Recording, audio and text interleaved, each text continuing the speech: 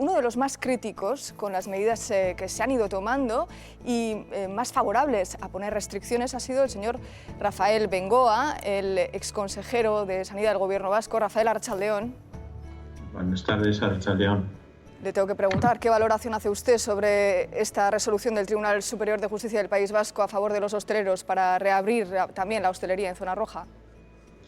Bueno, me imagino que es parte, hay que contextualizarlo en una desescalada que ya ha empezado, y esa desescalada estamos empezando a repetir los errores que hemos cometido en otras desescaladas.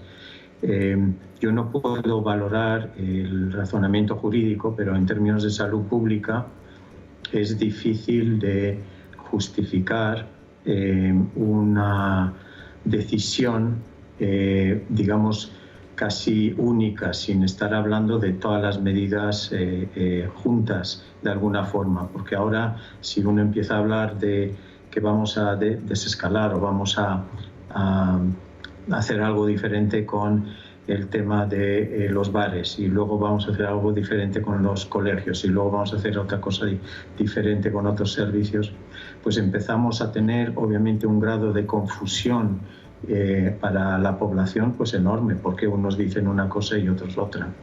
Entonces, yo lo que creo es que si se ha tomado esa decisión y si es vinculante, obviamente, por tener ese componente legal,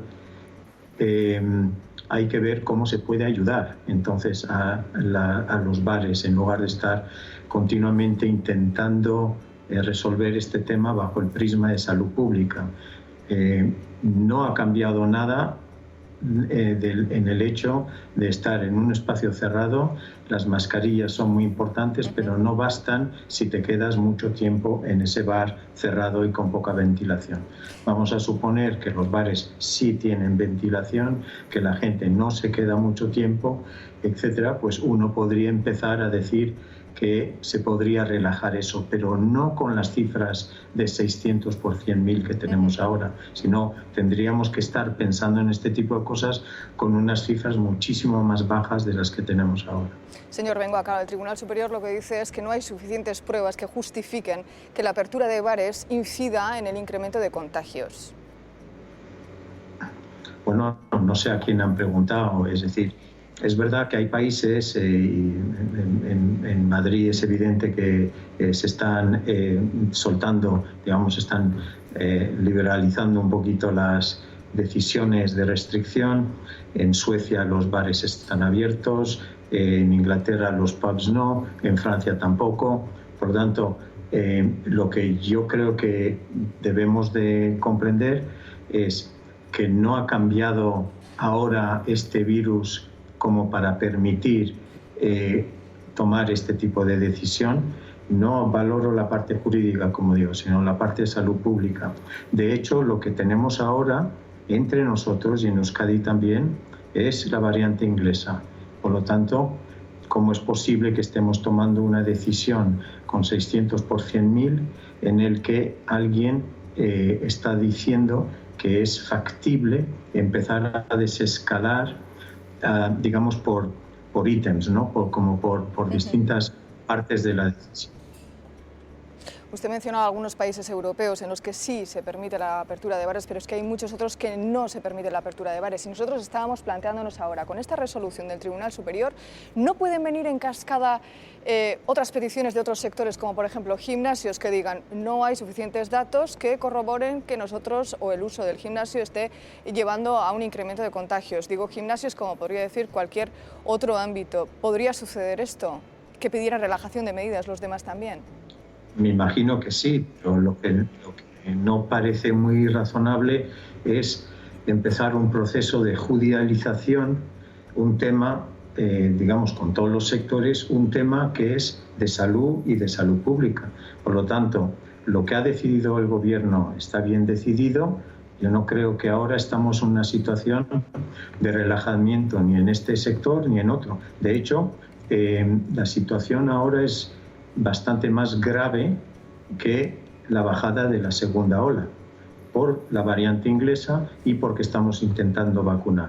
Ahora, eso sí, ¿en qué es lo que puede diferenciarse y digamos, considerarse, digamos, de alguna forma víctimas el sector de los bares? Es simplemente porque no se les está apoyando como los demás países que he comentado antes. En esos otros países los bares, algunos están abiertos, otros cerrados, pero en varios de los países europeos lo que hay es un proceso de apoyo directo a esos sectores.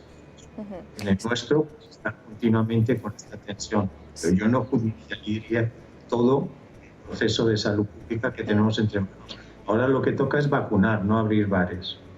Bueno, usted además ha sido muy crítico con eso, incluso ha solido hablar de más restricciones y una vacunación más rápida, pero claro, en esta tesitura ahora el Gobierno vasco, ¿qué herramientas puede tener para llevar esto a cabo, para intentar gestionar esta pandemia de alguna manera? Porque el Gobierno central ya le dijo que tenía herramientas suficientes con las que había para gestionarlo. Ahora, con las herramientas que tiene y las medidas que ha tomado, parece que los tribunales tumban ciertas medidas, con lo cual, ¿hasta qué punto tiene herramientas el Gobierno vasco para poder gestionar esta pandemia como ellos creen que deben hacerlo?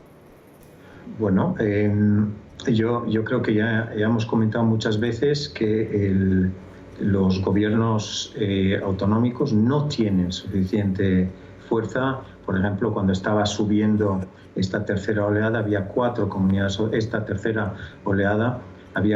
comunidades autónomas exigiendo a Madrid poder hacer un confinamiento domiciliario, como se está haciendo en muchos países, sobre todo en Oriente. Hay que fijarse, que yo creo que todo el mundo lo ha visto estos días, en Perth, en Australia, hubo un caso, un infectado, no 600%, sino un infectado. Y ese infectado fueron a por él, han buscado todos los rastreos, han buscado todos los contactos y han identificado, digamos, a las personas que son posibles contagios. Y enseguida lo controlan. Si es así que se controla una epidemia. Parece que son otras estrategias, ¿no? La estrategia de COVID-0, la llamada COVID-0.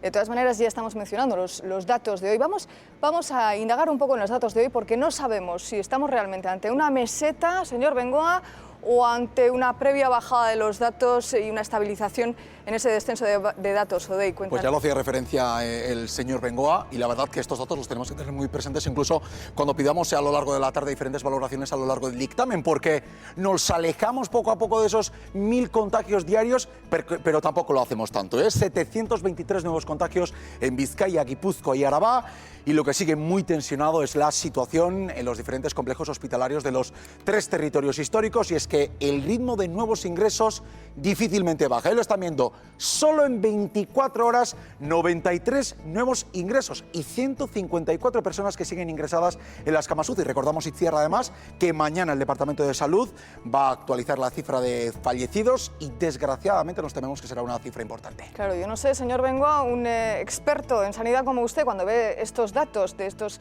fallecimientos, 93 ingresos, aparte la SUCI con la presión hospitalaria que está demostrando que ahora mismo tiene la pandemia, que es uno de los momentos más altos de presión hospitalaria en la que nos encontramos, ¿qué puede decir un experto como usted en sanidad? ¿En qué momento estamos? Pues que también está cambiando el patrón de personas que han ingresado y el patrón de personas que están entrando en UCI y el patrón de personas que van a fallecer, que son ahora cada vez más jóvenes. Es decir, se ha tomado una decisión correcta en todo el país de vacunar a las personas mayores y por lo tanto sabemos que la buena noticia es que incluso con la primera inyección, la primera dosis, estas personas al de 8 días empiezan a estar protegidas.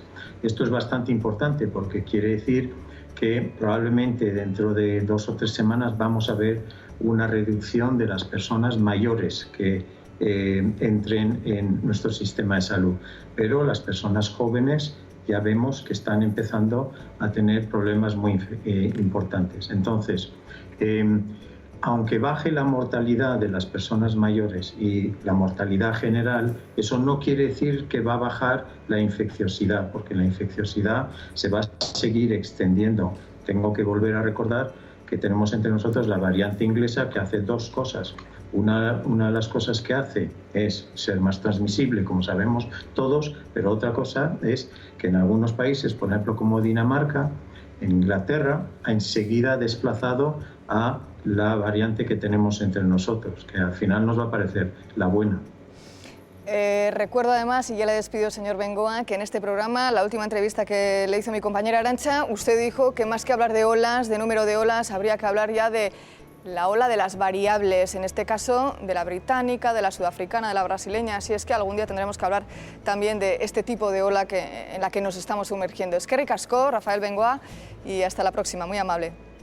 A vosotros, gracias. Agur.